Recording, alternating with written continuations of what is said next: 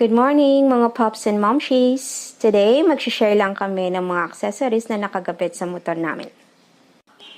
So, check lang natin yung mga nakakabit sa motor natin. Meron tayong version 6 shifter.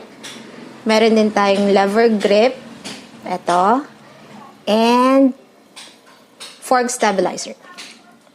So, yun nga mga paps, no? So, checkin natin siya sa, meron pang sumisingit. Checkin natin siya sa labas. Medyo, ito kasing version 6, naka-convert siya. So, check natin sa motor natin kung paano siya na-convert. Switch it up like that. Switch it up, speaker box blast, blast, blast, blast, blast. Switch it up like that. Switch it up, speaker box blast, go, go, go, go, go. Yung nakikita nyo ngayon is the rearset version 6. Price nito is 4,900. And ito na yung itsura niya after ma-convert.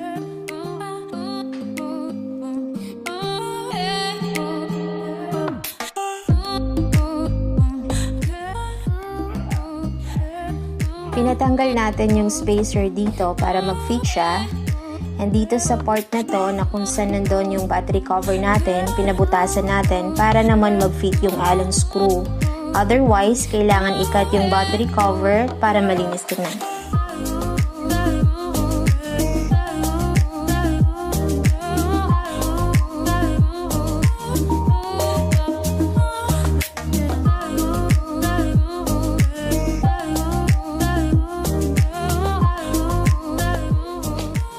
Yung OKM disc brake caliper natin cost 2,900 and no need na magbutas sa mugs, salpak na lang po ito.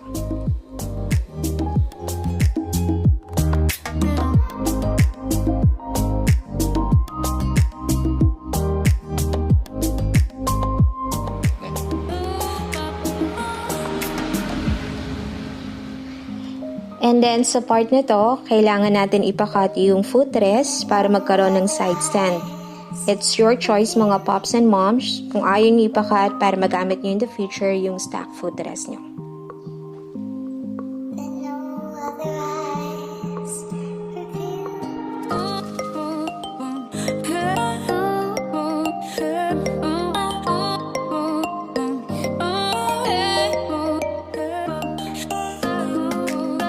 Yung stabilizer natin is worth 900 pesos.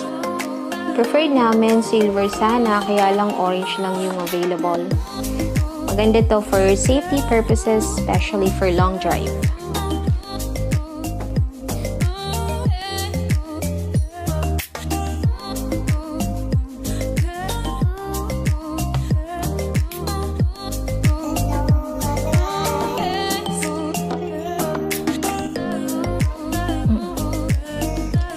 Include rin natin mga pops and moms ang ating handle grip worth 300 pesos.